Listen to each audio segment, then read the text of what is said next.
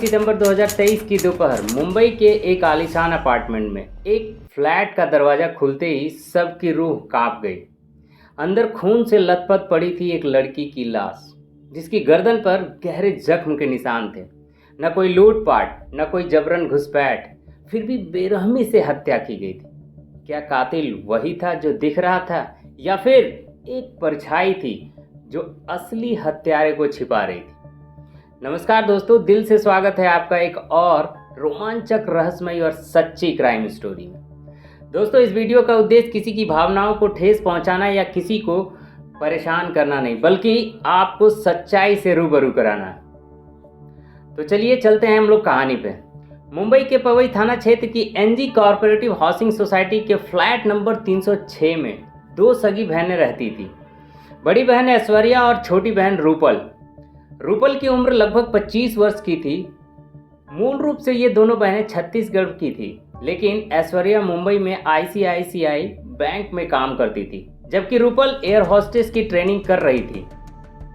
उसकी ट्रेनिंग लगभग पूरी हो चुकी थी और कुछ ही अंतिम परीक्षाओं के बाद वह एयर इंडिया में एयर होस्टेस बनने वाली थी। यह मामला सितंबर 2023 का है। रक्षाबंधन के शुभ अवसर पर दोनों बहनें अपने घर रायपुर छत्तीसगढ़ गई हुई थी। इसी दौरान रूपल को एयर इंडिया से कॉल आया कि उसकी कुछ अंतिम परीक्षाएं होनी है, जिसके लिए उसे तुरंत मुंबई लौटना होगा।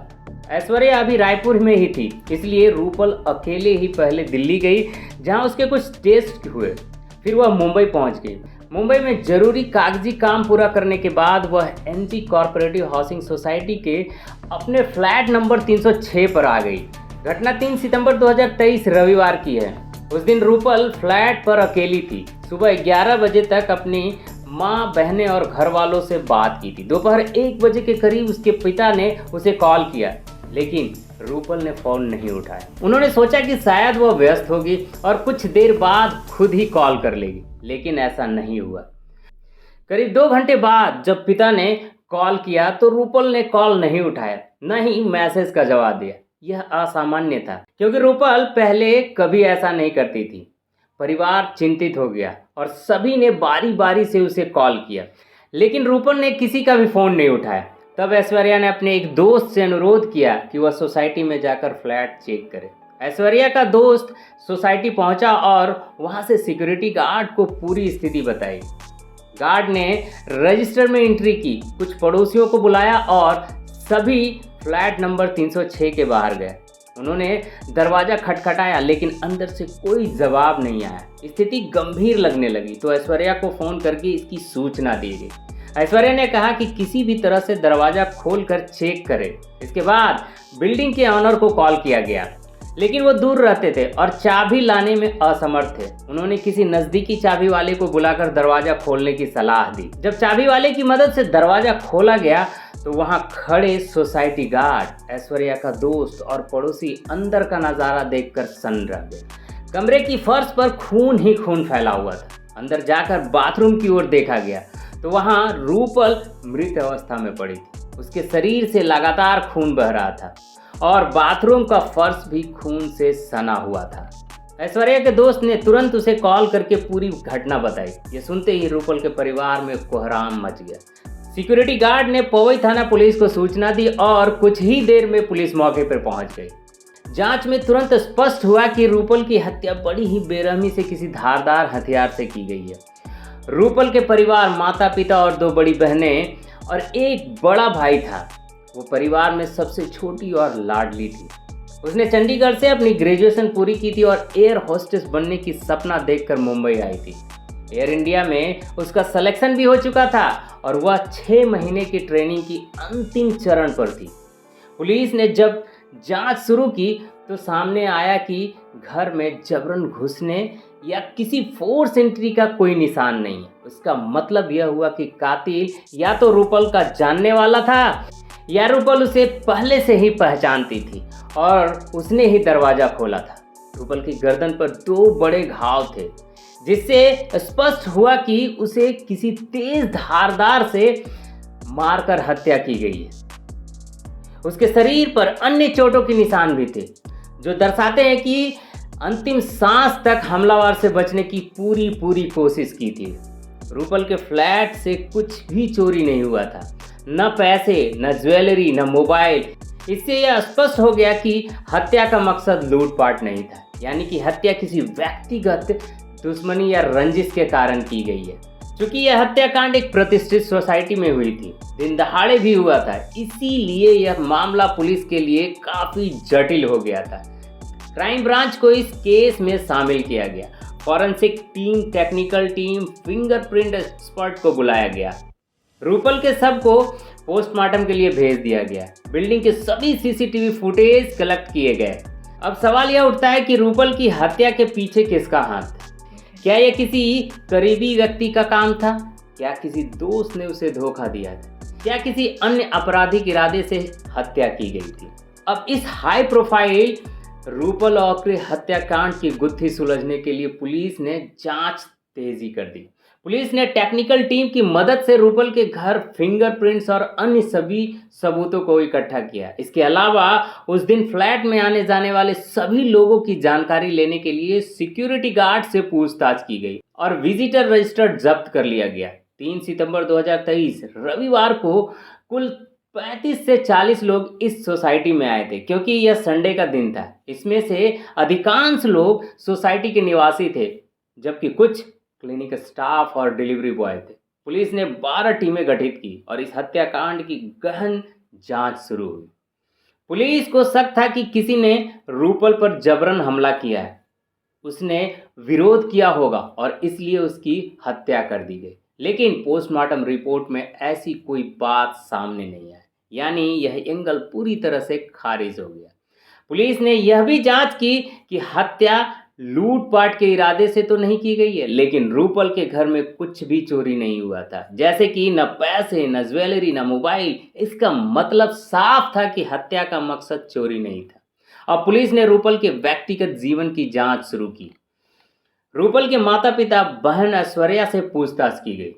यह जानने की कोशिश की गई कि क्या किसी ऐसे व्यक्ति को वो जानते हैं जो एक तरफा रूपल से प्रेम करता हो और बदले की भावना से उसकी हत्या कर सकता है। लेकिन ऐश्वर्या और उसके माता पिता ऐसा कोई व्यक्ति नहीं बता सके। अब पुलिस ने रूपल की CDR कॉल डिटेल रिकॉर्ड निकाली और जांच की कि उसकी आखिरी कॉल किसे की गई थी, उसके संपर्क में कौन कौन आया था।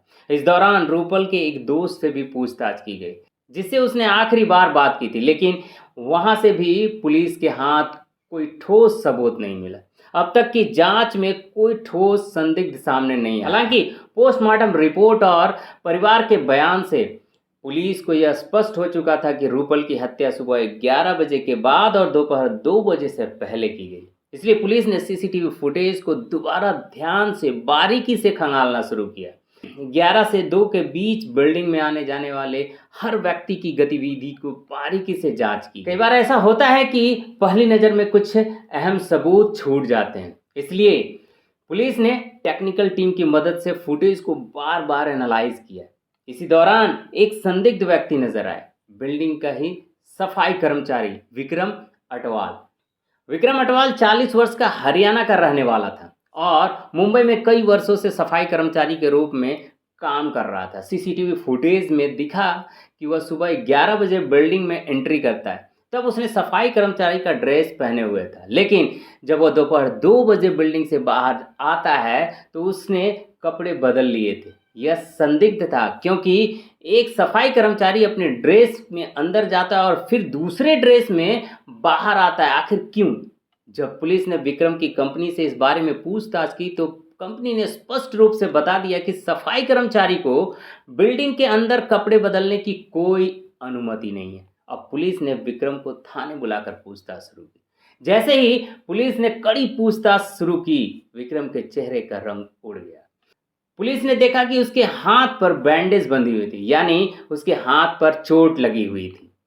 उसके गर्दन और कमर पर भी चोट के निशान थे। पुलिस ने विक्रम के शर्ट उतारकर जांच की तो उसकी कमर पर भी चोट के निशान नजर आए थे। जब पुलिस ने विक्रम से चोट के बारे में पूछा तो उसने बताया कि सफाई के दौरान वह गिर गया था, जिससे उसे चोट आई है। लेकिन उसके हाव भाव और जवाबों से पुलिस को यकीन हो गया कि इस हत्याकांड में विक्रम की भूमिका कहीं ना कहीं हो सकती है। पुलिस को यह भी पता चला कि विक्रम अटवाल की पत्नी भी इसी बिल्डिंग में घरेलू सफाई का काम करती है। जब पुलिस ने विक्रम की पत्नी से पूछताछ की तो उसने एक बहुत ही बड़ा खुलासा किया। उसने बताया कि 3 सितंबर 2023 को विक्रम सुबह 11 बजे बिल्डिंग में सफाई करने आया था, लेकिन चूंकि वह दिन संडे था इसलिए वह खुद काम पर नहीं गई थी।